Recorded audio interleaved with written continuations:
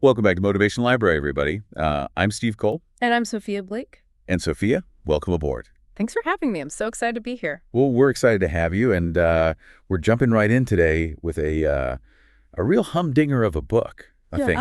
We Who Wrestle with God by Jordan Peterson. Now, Peterson has this reputation for tackling tough questions, right? Oh, yeah. The title itself. I mean, even just We Who Wrestle with God, it just throws you right into it, you know? It sets the stage for some serious soul searching.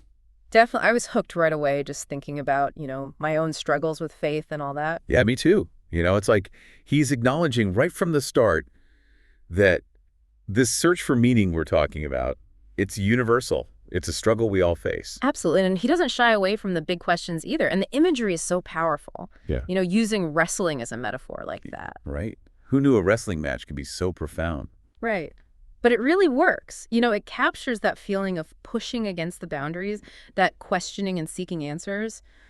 It's not passive. Not at all. It's active. It's a fight. And that feeling of struggle that's woven throughout the whole book really resonated with me. And one of the things that struck me was how Peterson connects this wrestling with the divine to the challenges we face in our own everyday lives. You're right. It's not some abstract theological debate. It's about finding meaning and purpose in the face of real suffering and uncertainty.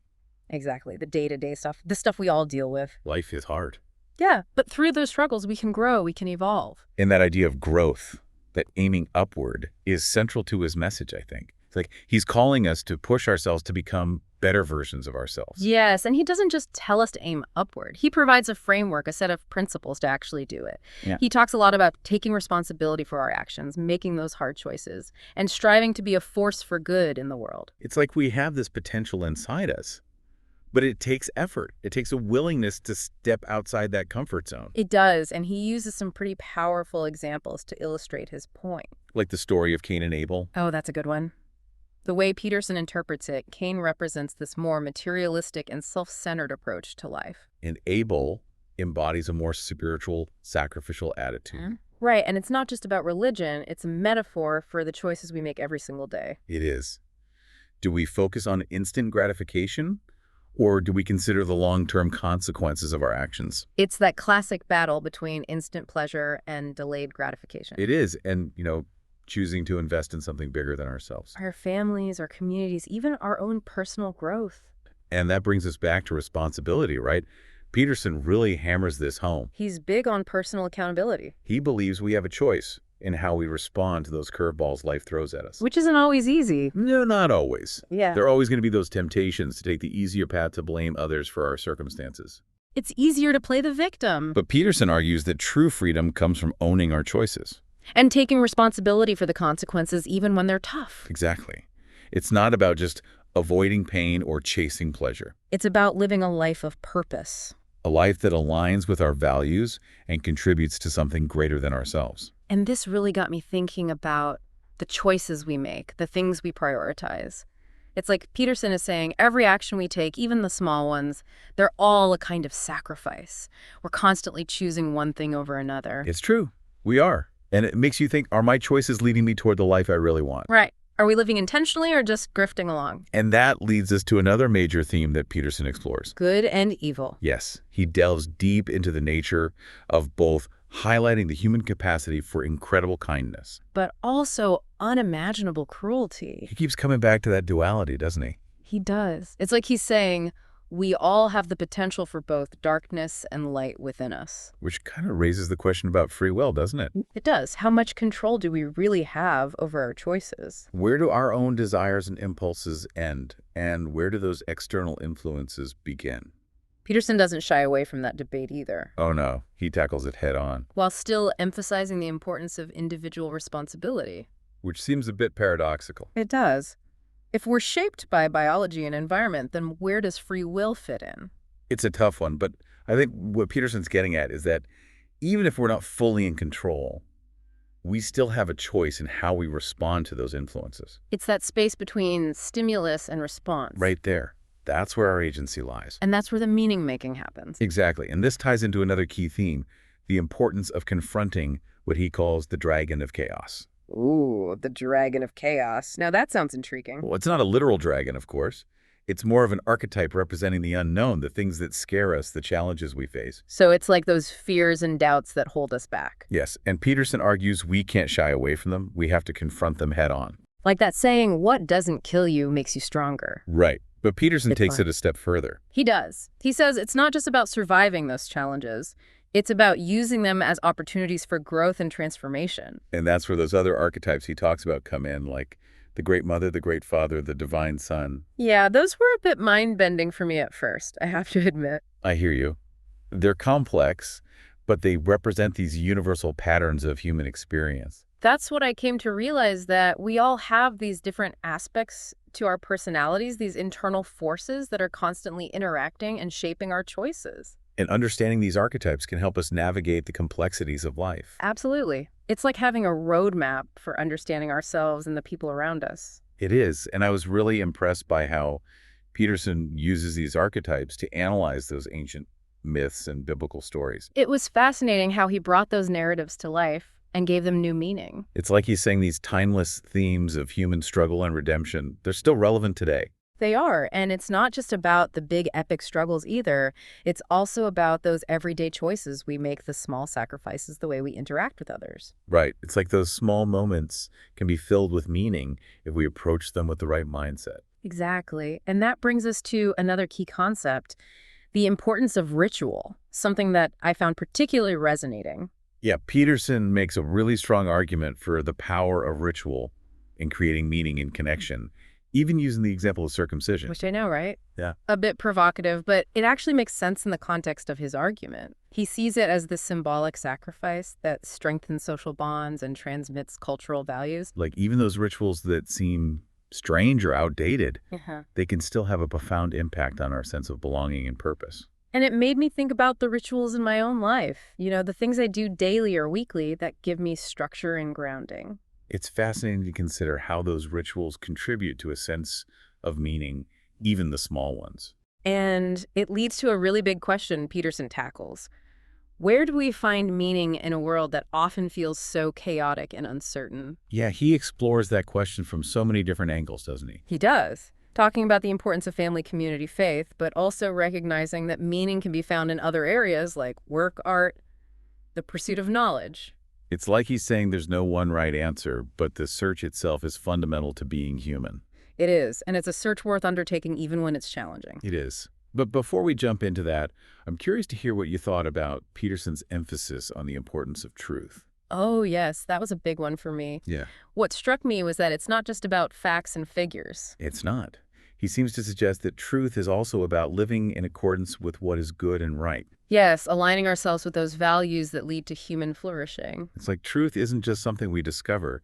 It's something we actively create through our choices and actions. And that creation process can be a real struggle. It can, because it's not always clear what the right path is. It's not.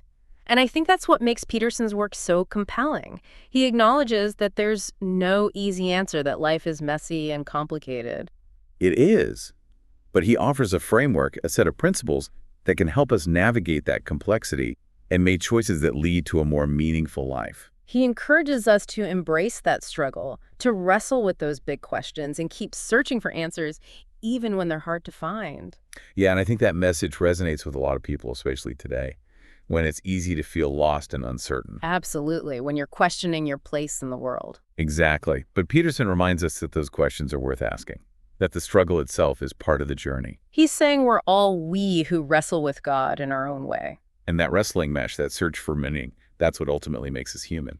That's a great point. It really is. It's funny when you think about it, wrestling is actually a pretty good metaphor for this whole idea of grappling with those big existential questions. Yeah, there's that intensity, the back and forth, pushing yourself to the limit. And sometimes you get pinned down, but you don't give up. You keep fighting, keep trying to get back up. And there's that element of respect for your opponent, too, even while you're struggling against them. I think Peterson would say you need that same kind of respect when you're wrestling with those big mysteries of life, wrestling with the divine. Absolutely. It's not about conquering or defeating the unknown. It's about engaging with it, learning from it, maybe even finding some kind of peace in that struggle. And that's where those archetypes come in again, right? Yeah. Those recurring patterns of human experience that Peterson uses to make sense of it all. They do. They provide a framework for understanding the different forces at play within us and in the world around us. Like that dragon of chaos. Sounds pretty scary, but it's not necessarily a bad thing. No, not at all. It represents the unknown, the potential for both creation and destruction. It's that force that pushes us out of our comfort zones, challenges what we think we know, and forces us to grow. Like that feeling when you step into the wilderness, or start a new project that's both exciting and terrifying at the same time. Exactly. And then you have the Great Mother archetype representing nurture and protection. But also that potential for being overbearing or smothering. Right. It's like that classic image of Mother Earth, life-giving, but also potentially destructive. And it's not just about literal mothers either. No, it's about that nurturing side. We all have that desire to care for and protect others. But it also highlights the danger of becoming too attached, too controlling. You need that balance between nurturing and allowing space for growth. And then there's the Great Father archetype. Representing structure, order, authority. Yeah, it's that part of us that seeks to establish boundaries. Rules, hierarchies. Like the foundation of civilization itself. Right, that need for order and stability. But Peterson also points out what can happen when the Great Father becomes too rigid, too inflexible. When those structures become outdated or oppressive, they can stifle creativity and progress. It's like clinging to old traditions and beliefs that no longer serve us out of fear or just habit. Exactly. And then you have the Divine Son archetype, the one who confronts the dragon of chaos and integrates the wisdom of both the Great Mother and Great Father. That part of us that seeks to overcome challenges, to make a real difference in the world, to create positive change. It's like that classic hero's journey, isn't it? It is facing trials, overcoming obstacles, and emerging transformed. And it's not just about individual heroism either. No, it's also about that collective effort to build a better world. And how those archetypes interact and influence each other. It's a dynamic process, always changing. Like a dance between those different forces, those different parts of ourselves. And Peterson argues that understanding these archetypes can help us navigate the complexities of life. And make choices that align with our values, with what we truly believe is important. So how do these archetypes actually play out in the real world? Peterson uses them to analyze everything from ancient myths to what's happening right now. One of the most fascinating parts of the book for me was how he used those archetypes to interpret those biblical stories we all know. He has a really unique perspective on them. He does like the Garden of Eden story. It's not just a simple tale of temptation and disobedience. No. Peterson sees it as a symbolic representation of the human condition itself, the emergence of consciousness and the challenges that come with it. So the garden represents that ideal state of innocence.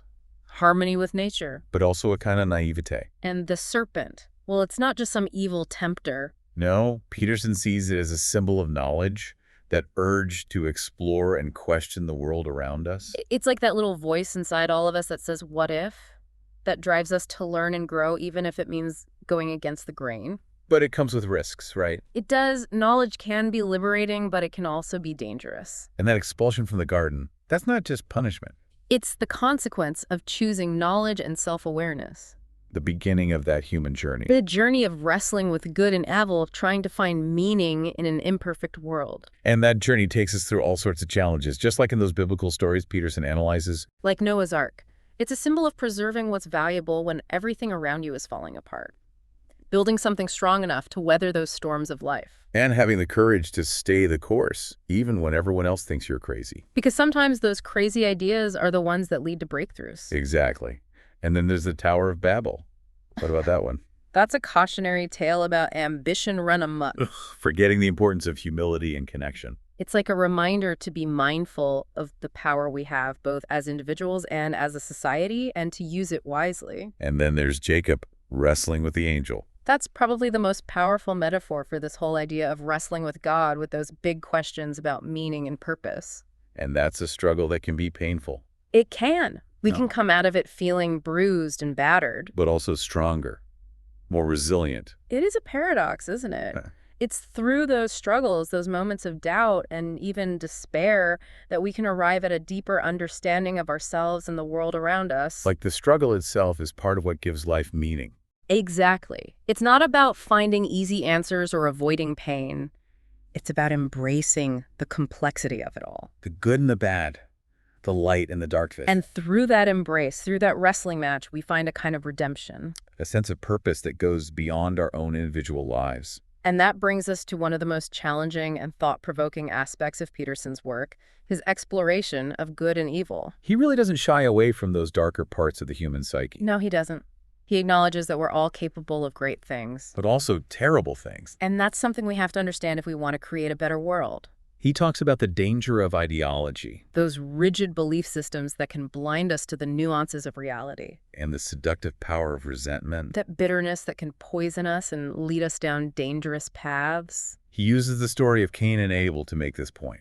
Showing how envy and rage can lead to violence and destruction. It's a reminder that we all have those darker impulses. Those shadow selves that we need to be aware of and confront. But Peterson doesn't just leave us there.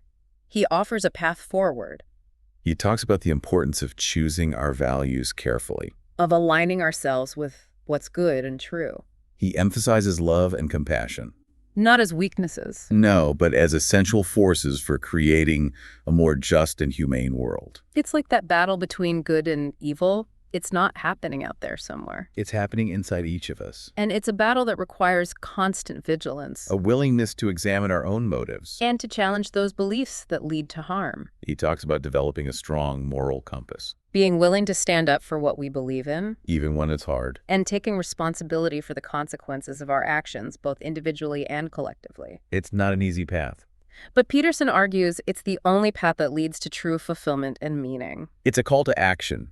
To become the heroes of our own lives. And to contribute to something bigger than ourselves. To leave the world a little better than we found it. Which brings us back to this whole idea of wrestling with God. It's not just about those big existential questions. It's about wrestling with those darker parts of ourselves. With our own capacity for both good and evil. And choosing to align ourselves with those values that lead to life, to growth, to love. And ultimately to finding meaning and purpose in the midst of it all. Because that meaning isn't something that's just given to us. We have to create it. Through our choices, our actions, our willingness to face those tough questions. Peterson reminds us that wrestling with God is a lifelong journey. One that demands courage, compassion, and a commitment to truth. He encourages us to embrace the challenge, to keep searching, and never give up on that pursuit of meaning. And that's a message that really resonates, especially in a world that can feel so chaotic and uncertain. It's a message of hope, resilience, the enduring power of the human spirit to find its way. It is. And, we've covered so much ground, but there's still so much more to explore. I think it's time to wrap up this part of our deep dive and hear your final thoughts. What's one big takeaway that will stick with you after this exploration of we who wrestle with God? That's a tough one. There are so many. We who wrestle with God is just packed with insights, Yeah. Every page seems to spark a new thought. It does. It really gets you thinking. It does. But if I had to pick just one, I think it would be the idea that the struggle itself has meaning. Peterson really emphasizes that meaning isn't something you just stumble upon. It's something you create through effort, through confronting those dragons, through those wrestling matches with life's big questions. It is. It's not about reaching some perfect state of happiness or enlightenment. It's about embracing the whole journey with all the ups and downs. Exactly. And embracing the struggle doesn't mean you go looking for suffering. It means recognizing that challenges are going to happen and choosing to face them head on to learn and grow from those experiences. And I love how Peterson brings in those ancient stories, those myths and biblical tales to illustrate this point. They're not just old stories. They're like roadmaps for the human experience. They are, like the story of Noah's Ark. It's not just about surviving a flood. It's about having the foresight to prepare for the inevitable storms that life throws our way. And the courage to keep going even when everyone thinks you're crazy. Right, because sometimes those crazy ideas are the ones that lead to breakthroughs. That's true. What about the Tower of Babel? That one always struck me as a warning against ambition. Run amok. It is. It's like Peterson is saying that progress without a moral compass can have disastrous consequences. We have to be aware of the power we have and use it responsibly. That's a really timely message, I think, especially with all the advancements in AI and the potential for those technologies to be used for good or for bad. It is. And it applies to more than just technology. It applies to any area of life where we have the power to create or to destroy. Power without wisdom is a dangerous thing. Absolutely. And speaking of wisdom, Peterson talks a lot about the importance of tradition and ritual, something that's often overlooked in today's world. Yeah, I was surprised by that too at first. He even brings up circumcision, which can be a pretty controversial topic. It can. But when you look at it through Peterson's lens, it starts to make sense. He sees it as this symbolic sacrifice, a way of connecting to something bigger than ourselves, a way of passing down cultural values through the generations. It's like those rituals, even the ones that seem strange to us. They can serve as anchors in a world that feels chaotic and uncertain. They provide a sense of structure, a sense of belonging, a connection to the past. And they can help us create meaning in those everyday moments, those little things that make up our lives. Which brings us back to the heart of We Who Wrestle with God, that meaning isn't something that's just given to us. We have to create it. We do through our choices, our actions, our willingness to face those dragons and wrestle with those big questions. It's about embracing the struggle, finding the beauty in the brokenness, and choosing to align ourselves with what's good and true. It's about becoming the heroes of our own lives, and in doing so, contributing to a better world. We Who Wrestle with God is a powerful reminder that the journey is the destination.